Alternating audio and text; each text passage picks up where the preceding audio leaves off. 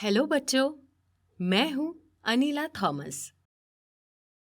आज मैं एक पाठ जैव विविधता और संरक्षण कक्षा 8वीं जीव विज्ञान का भाग 2 समझाने जा रही हूँ।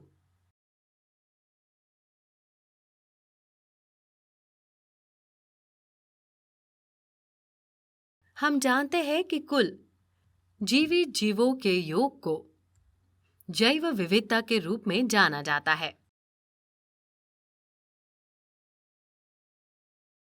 हमें पारिस्थितिक तंत्र में संतुलन बनाए रखने के लिए जीवित जीवों की विविधता की रक्षा करने की आवश्यकता है।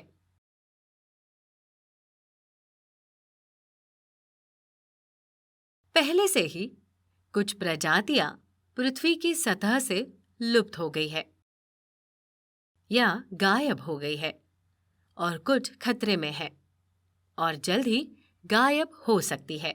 इन्हें लुप्तप्राय प्रजातियों के रूप में जाना जाता है।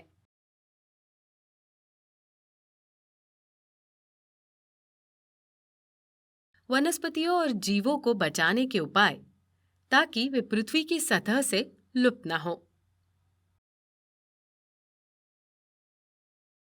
संरक्षण के सचेत कदमों के माध्यम से किए जा रहे हैं।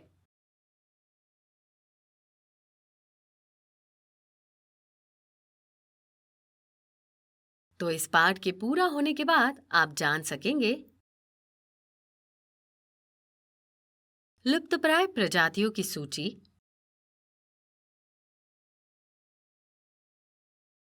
वन्यजीवों के संरक्षण का महत्व,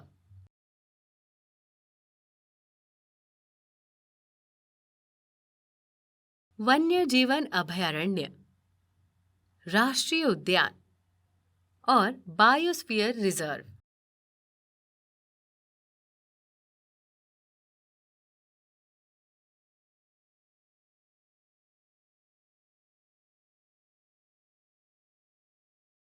स्थानीय प्रजातियों, प्रोजेक्ट टाइगर, पक्षियों का प्रवास,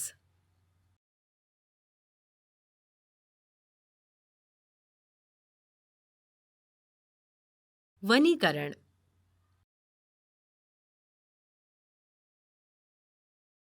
कीवर्ड, लुप्तप्राय प्रजातियां,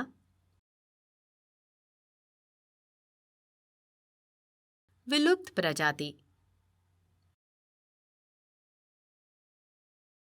स्थानिक प्रजातियां, जीव, वनस्पति, रेड डेटा बुक, राष्ट्रीय उद्यान, अभयारण्य, प्रवास, आक्रामक, संरक्षण। आइए जाने लुप्तप्राय प्रजातियों के बारे में।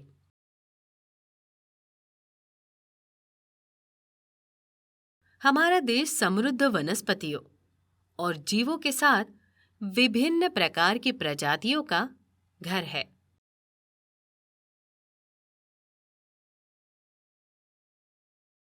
फ्लोरा एक विशेष क्षेत्र में होने वाला पौधा जीवन है। फ्लोना एक विशेष क्षेत्र में होने वाला पशु जीव है। रॉयल बंगाल टाइगर्स, एशियाई चीता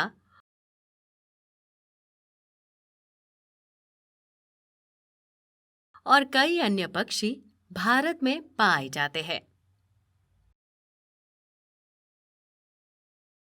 लेकिन पर्यावरण प्रदूषण, वनों की कटाई, आवास की कमी,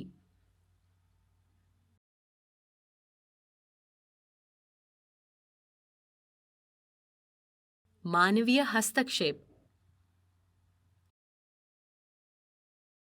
अवैध शिकार और शिकार जैसे कारणों से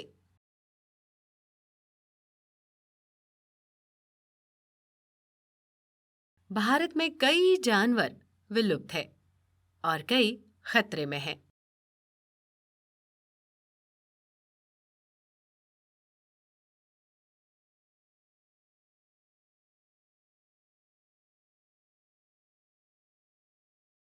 लुप्तप्राय का अर्थ है ये उन जीवों के बारे में एक चेतावनी संकेत है जिनकी संख्या में तेजी से गिरावट हो रही है और एक निकट के भविष्य में पृथ्वी से ये प्रजातियों का सफाया हो सकता है। एक लुप्तप्राय प्रजाति एक जानवर या एक पौधा है जिसे विलुप्त होने का खतरा माना जाता है।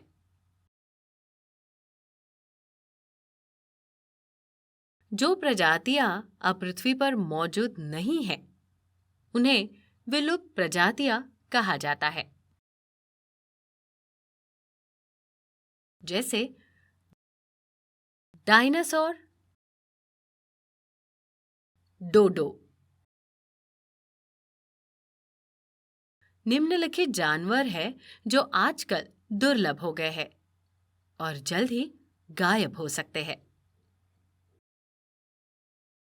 सरीसृप, कुछ छिपकली, कछुए, मगरमच्छ और घड़ियाल। पक्षी, बाज, चील,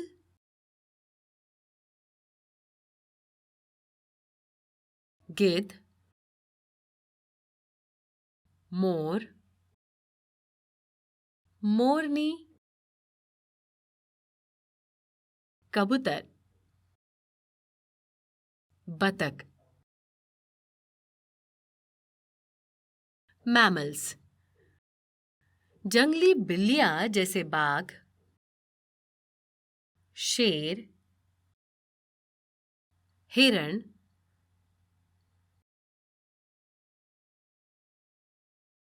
चिंकारा,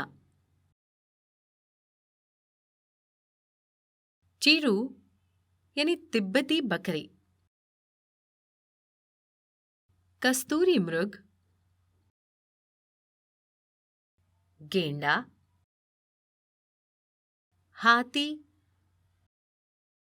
ब्लू व्हेल, उड़ने वाली गिलहरी। हम लुप्तप्राय प्रजातियों के बारे में कैसे जानेंगे? कोई विशेष प्रजाति लुप्तप्राय है या नहीं, ये निम्नलिखित तरीकों से निर्धारित होता है। जब प्रजातियों की भौगोलिक सीमा सीमित होती है,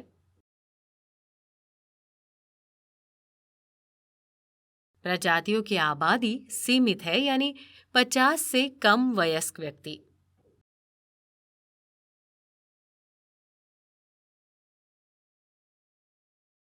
जब 10 वर्षों में जनसंख्या में 80% से अधिक की कमी आई हो या घटेगी। यदि जनसंख्या 250 व्यक्तियों से कम है और पिछले 3 वर्षों से 25% की दर से लगातार घट रही है, तो इनके विलुप्त होने की उच्च संभावना है।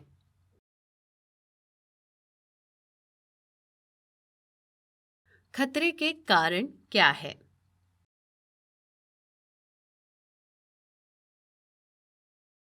एक प्रजाति लुप्तप्राय या विलुप्त होने के कई कारण हो सकते हैं।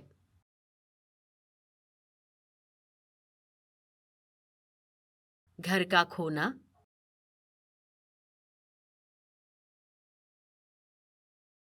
शिकार और अवैध शिकार करना,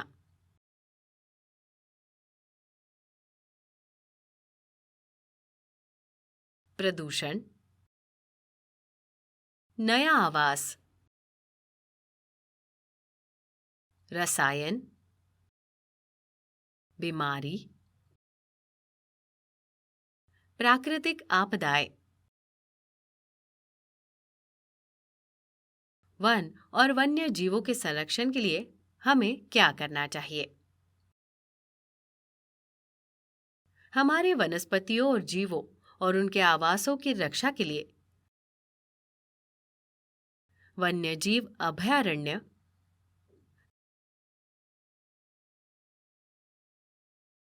राष्ट्रीय उद्यान और बायोस्फीयर रिजर्व कहे जाने वाले संरक्षित क्षेत्रों की स्थापना की गई है।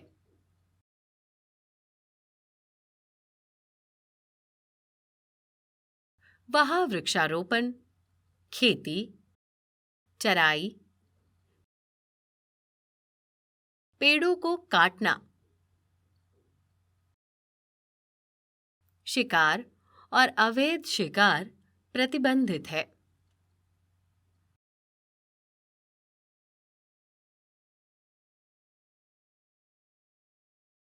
वन्यजीव अभयारण्य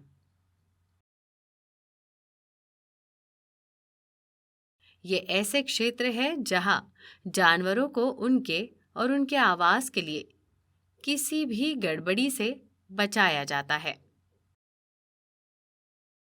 ये आरक्षित वनों की तरह है जो जंगली जानवरों को सुरक्षा और उपयुक्त रहने की स्थिति प्रदान करते हैं।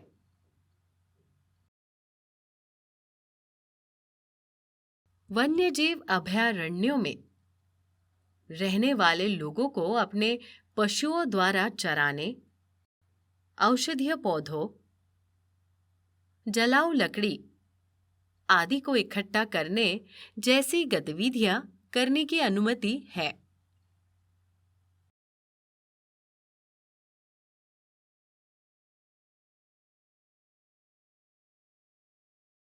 नेक्स्ट, राष्ट्रीय उद्यान। राष्ट्रीय उद्यान प्राकृतिक आवास और प्राकृतिक संसाधनों का उपयोग कर वन्य जीवन के लिए आरक्षित क्षेत्र है।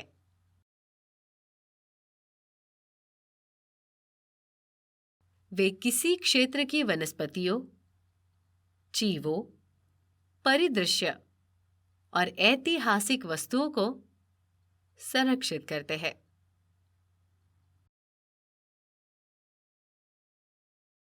सतपुड़ा राष्ट्रीय उद्यान भारत का पहला आरक्षित वन है।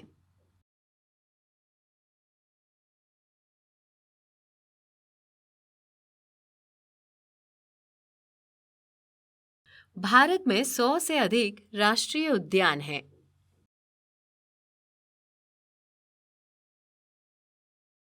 भारत में राष्ट्रीय उद्यानों की सूची तालिका में दिखाई गई है।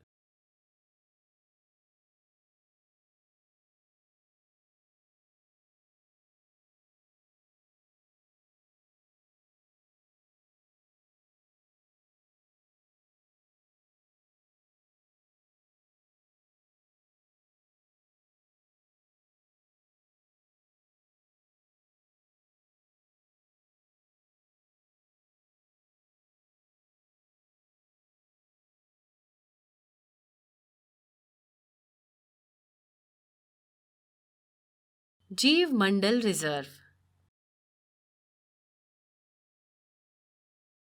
वन्य जीवन, पौधे और पशु संसाधनों और क्षेत्र में रहने वाले पारंपरिक जनजातीय लोगों के संरक्षण के लिए संरक्षित भूमि के बड़े क्षेत्र।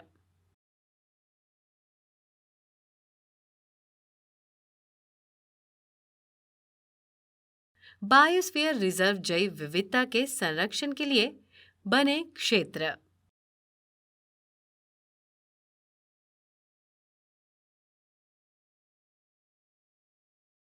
एक बायोस्फीयर रिजर्व में अन्य संरक्षित क्षेत्र भी हो सकते हैं।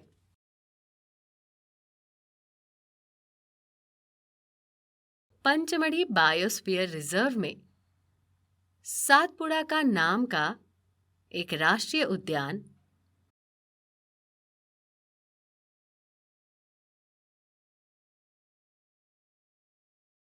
और बोरी और पंचमढ़ी नाम के 2 वन्यजीव अभयारण्य शामिल है।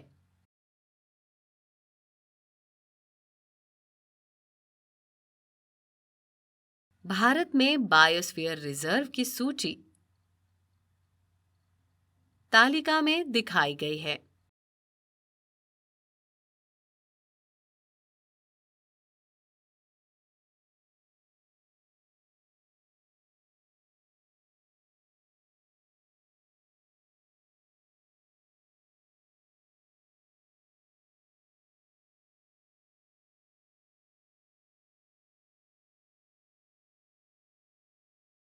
अब देखते हैं कि स्थानिक प्रजातियां क्या है। वनस्पति और जीव। कुछ जानवर और पौधे आमतौर पर एक विशेष क्षेत्र से संबंधित होते हैं। किसी विशेष क्षेत्र में पाए जाने वाले पौधे और जानवर क्रमशः उस क्षेत्र के वनस्पति और जीव कहलाते हैं। स्थानिक प्रजातियां पौधों और जानवरों की वे प्रजातियां जो केवल एक विशेष क्षेत्र में पाई जाती है और कहीं नहीं, उसे स्थानिक प्रजातियां कहते हैं।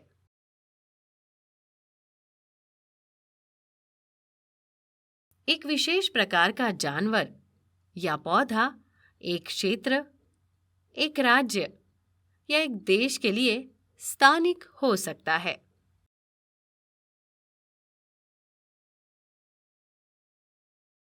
पंचमढ़ी बायोस्फीयर रिजर्व की स्थानिक वनस्पतियों में साल के पेड़,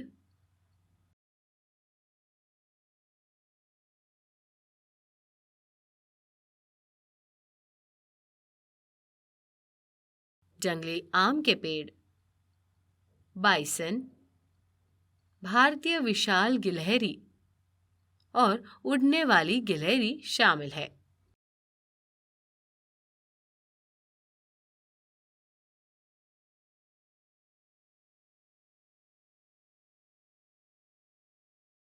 जैव विविधता कैसे संतुलित है? प्रकृति में मौजूद कई आवास एक दूसरे से काफी अलग है। बाढ़, भूकंप, जंगल की आग या मानवीय हस्तक्षेप जैसी प्राकृतिक आपदाएं किसी क्षेत्र में विविध रूपों को मिटा देती है। फिर भी कुछ समय बाद हम उन क्षेत्रों में जीवों को पनपते हुए पाते हैं। ये प्रक्रिया अक्सर पौधों, कीड़ों, रोगाणुओं, मनुष्यों आदि जैसे जीवों के अचानक आक्रमण के रूप में होती है।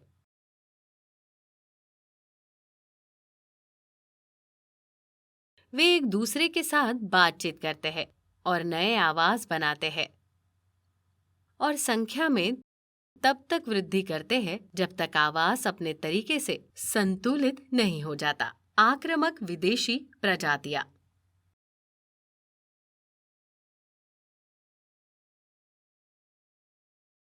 जब एक विदेशी प्रजाति पेश की जाती है या आक्रमण करती है तो ये पूरे प्राकृतिक आवास में फैल जाती है और जैव विविधता को खतरा पैदा करती है। यहाँ तक कि कुछ प्रजातियों का नए पर्यावरण में परिवहन भी आक्रामक हो जाता है। भोजन, सुरक्षा, पौधे, पशु और मानव स्वास्थ्य पर उनके नकारात्मक प्रभाव व्यापक और पर्याप्त हो सकते हैं। जंगलों के स्पेनिश फ्लैग प्लांट और झीलों के जलकुंभी सबसे प्रसिद्ध आक्रमणकारी है।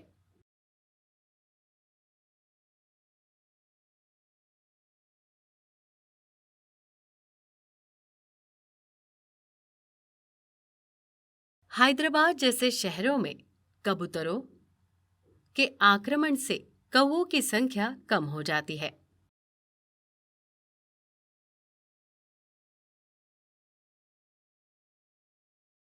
इसीलिए हैदराबाद में इन प्राकृतिक मेला ढोने वालों की कमी है। आइए जानते हैं प्रोजेक्ट टाइगर के बारे में।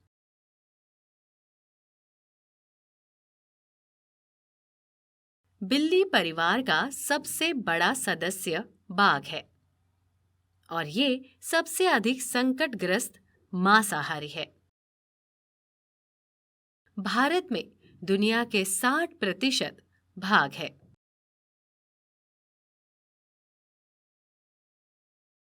पिछले 5 वर्षों में अवैध शिकार और अन्य कारणों से बाघों की आबादी औसतन 35% तक कम हो गई है।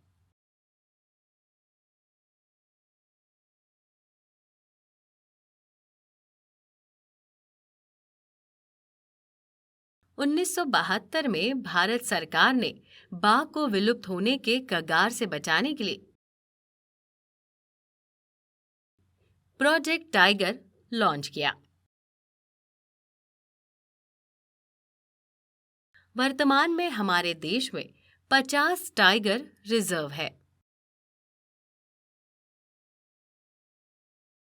बाघ क्षेत्र अधिभोग 88,985 किलोमीटर पर स्थिर पाया गया है।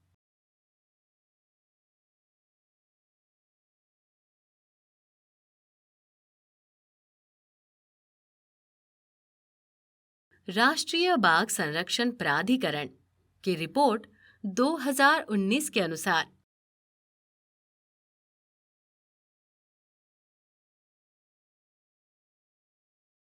हमारे देश में मौजूद बाघों की संख्या 2603 या 3346 के बीच है।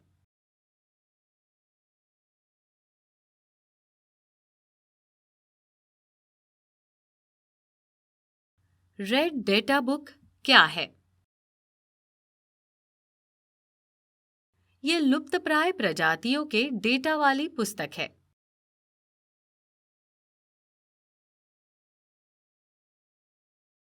WWF यानी वर्ल्ड वाइल्ड लाइफ फेडरेशन और IUWC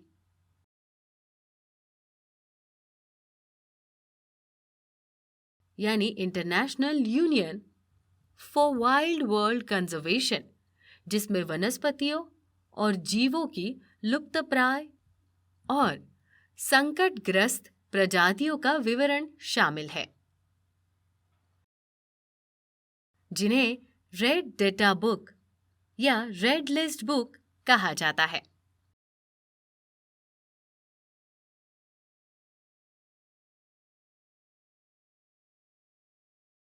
रेड डेटा बुक उन प्रजातियों के लिए एक चेतावनी संकेत का प्रतीक है जो लुप्तप्राय है और जिन्हें संरक्षित किया जाना है, अन्यथा उनके विलुप्त होने की संभावना है। आइए जानें पक्षियों के प्रवास के बारे में। कुछ पक्षी साल भर एक ही आवास में रहते हैं। अन्य पक्षी जिनके पास स्थायी घोंसला नहीं होता है और वे छोटे झुंड में शामिल हो जाते हैं और भोजन और आश्रय के लिए एक क्षेत्र से दूसरे क्षेत्र में चले जाते हैं। इन्हें प्रवासी पक्षी कहा जाता है और ऐसी घटना को प्रवास कहा जाता है।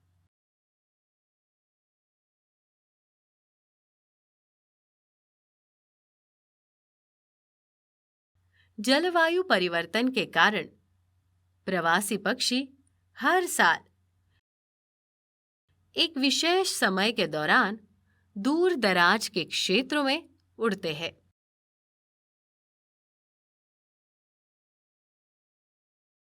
वे अंडे देने के लिए उड़ती है, क्योंकि उनके प्राकृतिक आवास में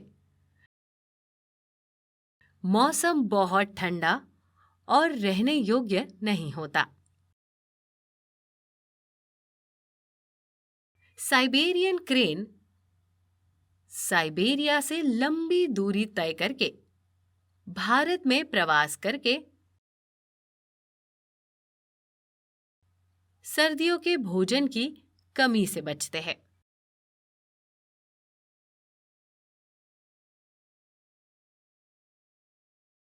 कागज के पुनर्चक्रण की क्या आवश्यकता है? कागजात एक हरे स्रोत, पेड़ों से बने मूल्यवान उत्पाद है। एक टन कागज बनाने के लिए करीब 15 से 25 पेड़ों को काटना पड़ता है। कागज के बर्बादी या अधिक कागज का उपयोग करने का अर्थ है अधिक संख्या में पेड़ों को काटना, जिससे वनों की कटाई हो रही है। अधिक कागज का उपयोग करने में अधिक रसायनों का उपयोग करना शामिल है, जो मानव और प्रकृति के लिए हानिकारक है। दिलचस्प बात तो यह है कि कागज को 5 से 7 बार रिसाइकल करके दोबारा इस्तेमाल किया जा सकता है। तभी हम पेड़ों की कटाई को कम कर सकते हैं।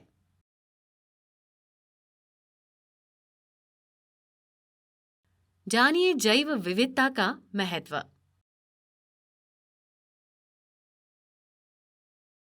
प्रकृति मनुष्य की आवश्यकता के लिए है, उसके लोभ के लिए नहीं। हम आम तौर पर ये सोचते हैं कि प्रकृति का उपयोग अपने फायदे के लिए कैसे किया जाए, और ये कभी नहीं सोचते कि इसे कैसे संरक्षित किया जाए। ये धरती सभी जानवरों और पौधों की है और हर जीव को जीने का समान अधिकार है। जैव विविधता की रक्षा के लिए मनुष्य को अधिक ध्यान रखना चाहिए। जैविक विविधता के बिना हम नष्ट हो जाएंगे। खाद्य जाल बाधित हो जाएगा और जीव संकटग्रस्त हो जाएंगे और फिर विलुप्त हो जाएंगे। शायद भारत में जैव विविधता का सबसे महत्वपूर्ण मूल्य ये है कि ये बड़ी आबादी की बुनियादी जीवित रहने की जरूरतों को पूरा करता है।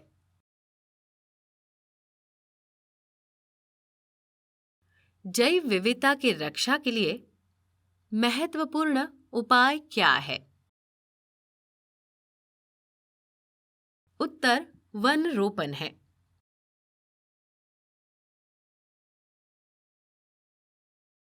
वनों की कटाई नए पेड़ लगाकर नष्ट हुए जंगलों को फिर से भरना है।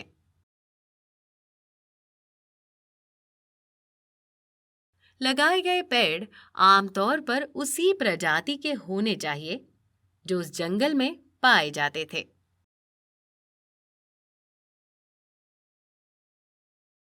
हमें कम से कम उतने पेड़ लगाने चाहिए जितने हम काटते हैं।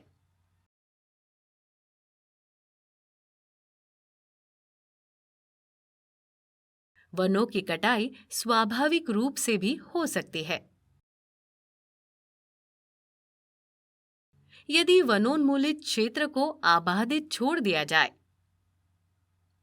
तो ये स्वयं को पुनः स्थापित कर लेता है। प्राकृतिक वनों की कटाई में मनुष्य की कोई भूमिका नहीं है। पहले ही हमारे जंगलों को भारी नुकसान हो चुका है। हरित संपदा की रक्षा के लिए अधिक से अधिक वृक्षारोपण ही एकमात्र विकल्प है।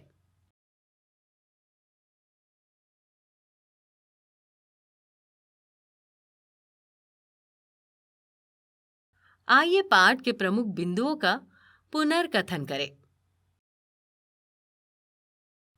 पौधों और जानवरों में दिखाई देने वाली विविधता और परिवर्तनशीलता को जैव विविधता कहा जाता है।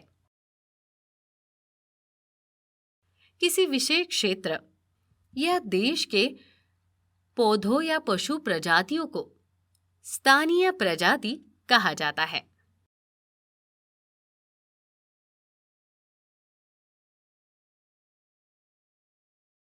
पौधों और जानवरों की प्रजातियां जो पृथ्वी से हमेशा के लिए लुप्त हो गई है, विलुप्त कहलाती है।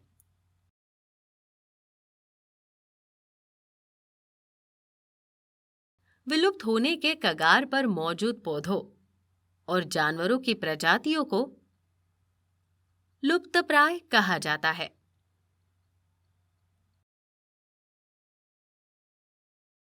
IUWC द्वारा प्रकाशित पुस्तक जिसमें लुप्तप्राय और विलुप्त प्रजातियों का विवरण शामिल है, रेड डेटा बुक कहलाती है।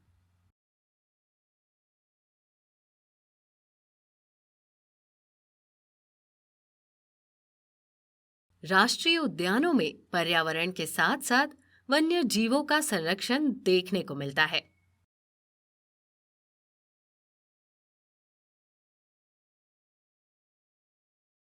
अभयारण्यों में वन्य जीवों का संरक्षण ज्यादातर पक्षी देखे जाते हैं।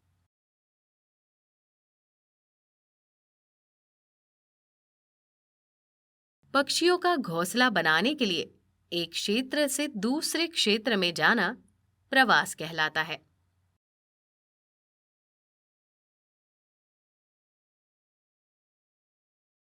कागज का प्रयोग सावधानी से करना चाहिए। अधिक कागज के उपयोग से अधिक वनों की कटाई होती है।